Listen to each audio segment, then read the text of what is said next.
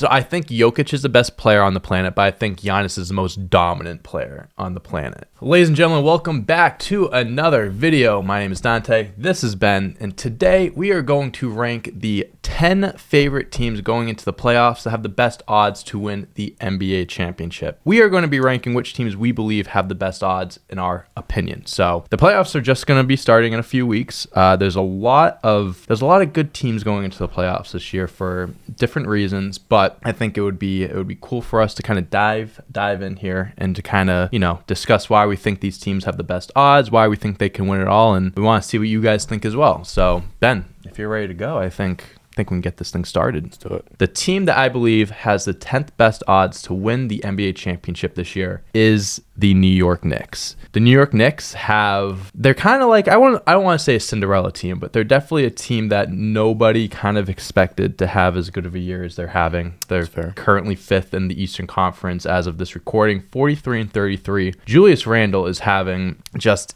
an incredible year. He's averaging, 25 points, 10 rebounds, 4 assists a game. I don't know if they can make it all the way to the finals, but if you have to face the Knicks in the first round, you are going to be in for a rude awakening. The next team I have, the Memphis Grizzlies. Kind of like the Knicks, young, very young. Ja Morant, there's been some things that have happened this year with him, so he hasn't played every game. He's missed some time. From the point guard to the 15th man on the bench, they're just as a completed team as you could have in the NBA, regardless of age. Ja Morant obviously having an all-NBA type season. It's to be seen if he does make an all-NBA team since he missed some time. I think that, kind of like the Knicks, they're going to give you a run in the playoffs. I do think that they're too young to make the finals. But again, in the NBA, anything could really happen, and injuries, all these things happen. So it's to be seen if they could actually make a deep run or not. But I do think that they do have a chance. The next team I have, and I really want to put this team higher. I really, really do, because I think they're the most fun team in the NBA, one of the most fun teams to watch. The Sacramento Kings. Yeah. Oh my gosh, dude.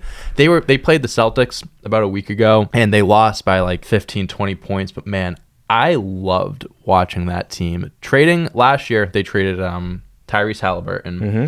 Their young point guard they drafted in the first round for Domantas Sabonis. And at the time, I'll even admit it, I thought it was a bad trade for the Kings. You traded away a huge piece of your future for a guy that's, in his mid to late 20s, but hasn't really proven much in Indiana. I can't think of a better win-win trade, to be honest with you. It worked out fantastically for both sides. Sabonis he's going to be an all-NBA player. De'Aaron Fox is going to be an all-NBA player. I keep saying this is a trend. They're so young, but I think that they are so complete that they genuinely could make the finals. And I honestly, I think I'm going to put a little bit on a future on them making the finals, because I do think that they could. If they get good matchups, they can do it. The next team I have, the complete opposite of young and inexperienced, the Golden State Warriors. Now, the thing with the Warriors this year, Ben, is they are terrible on the road. They're 9-29 on the road, but they're 30-8 at home. The unfortunate thing for them is that they will not have home court advantage in the playoffs, so that's going to hurt them. They've gotten, as the season has progressed, but if there's a team that it wouldn't matter for, it's them. Just exactly. Everyone's been there before. And regular season is regular season. Right. It's two different things, two different beasts. Guys like Steph, he was hurt at some points this year. Clay, Draymond, they know what to do when the playoffs come around. Yeah. They know when to turn it up. And I believe that, depending on matchups, of course, they will do that. The sixth best team that I have is the Phoenix Suns. Now, a lot of people might put them higher. They might think that the Suns have better odds than the Celtics. I think they actually have the best odds coming out of the West. Mm-hmm. I think them or the Nuggets do. But the thing is, they haven't been healthy. They traded for Kevin Durant, which was a definition of a win now move. If you 100%. You traded a decent amount of bench players, a bunch of role players, Michael Bridges, Cam Johnson, for arguably, when he's healthy, the best player in the world. Yeah. When they're healthy, on paper, they are by far one of the, should be odds-on favorite, but they haven't stayed healthy. So we don't really know what they can really do, how far they can go. Luckily for them, they are younger, but they have experience. They made the finals a few years ago. The next team, now we're in the top 5. Now, I feel like I'm kind of contradicting myself and going up against what I just said, but I have the Clippers at number 5. Another team that they can't really stay healthy. Paul George had a scary knee injury a few weeks ago. He's going to miss if they make the play-in game, which I don't know. I haven't really talked about this or really dove deep into this, but the Western Conference standings right now, between the 4th seed and the 11th seed, there's only 3.5 games separation. They could very well, not make the playoffs or barely make the play-in, but assuming they do, Kawhi Leonard he's been injury prone in and out of lineups the last few years, but he is starting to get back to full form. When Kawhi Leonard's healthy, there's no doubt in my mind he's a borderline top 5 NBA player, one of the best two-way players, if not the best in the league. And if Paul George comes back, he's healthy for the playoffs. I think that if those two guys are clicking, they have just as best odds of anyone to win the championship. Number 4, the Philadelphia 76ers. Yep. I'm not a 76ers fan. I am notoriously not a big Philly fan for multiple reasons, but they're a team that every year they get hyped up as a team that can win it all. And when push comes to shove, they don't do anything. No. They fall under pressure. Granted, a few of those times they had a Mr. Ben Simmons on their team, which did hurt them.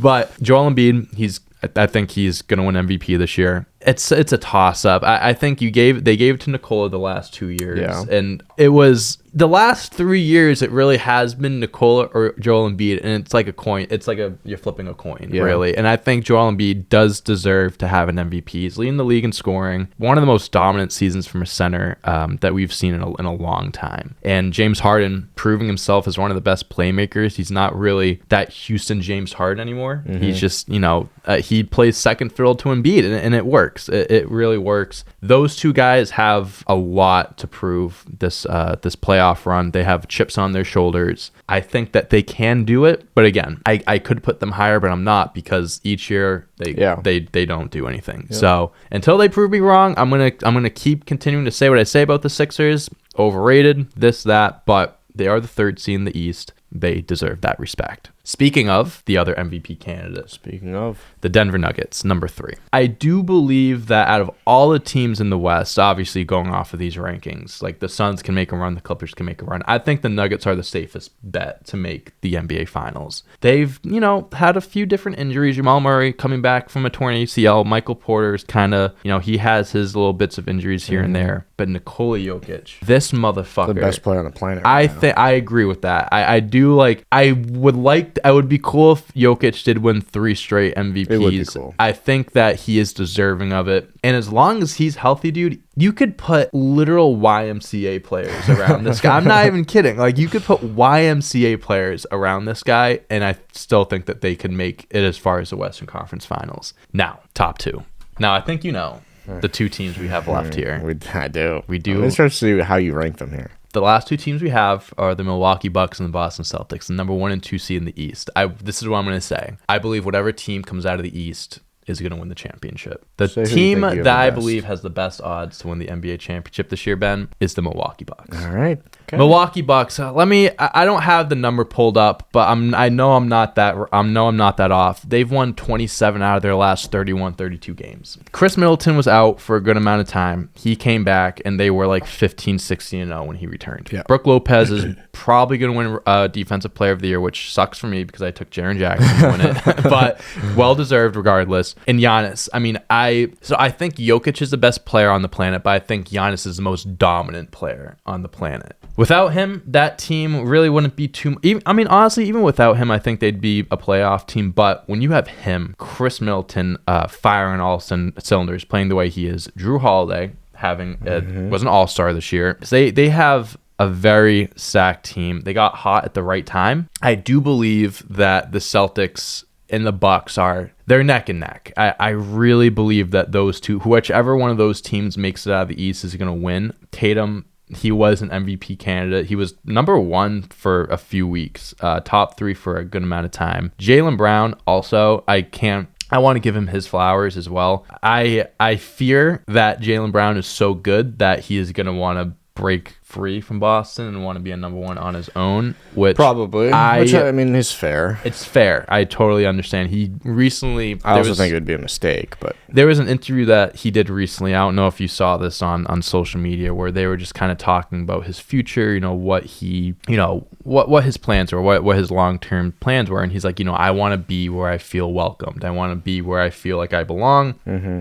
I want to, he wants opportunities, and he wants to get paid. those two together, long as Tatum and Brown are together, that's the best duo in the NBA. But again, I think the Bucks, they're clicking right now. They have the more dominant player. I think that if these two teams face off in the Eastern Conference Finals, this is going to be a bloodbath. This is a 7-game series. This is going to come down to the last minute of Game 7 type of shit. To kind of just wrap it up, I believe the Bucks have the best odds to win. The Celtics are right behind them, but it's really just a toss-up at this point. There's so many good teams in the NBA, dude. Yeah. So many teams can make runs, like the Knicks I mentioned, the Clippers, the Suns, the Warriors, the Kings. Like, injuries could happen. Shit happens, dude. And it's like, home court advantage is a big deal too. That's my top 10 list. That's our top 10 list of who we believe will win the NBA championship this year. I'll go over it again. I have the Knicks 10, Grizzlies, Kings, Warriors, Suns. Then top 5, we have the Clippers, Sixers, Nuggets, Celtics, Bucks.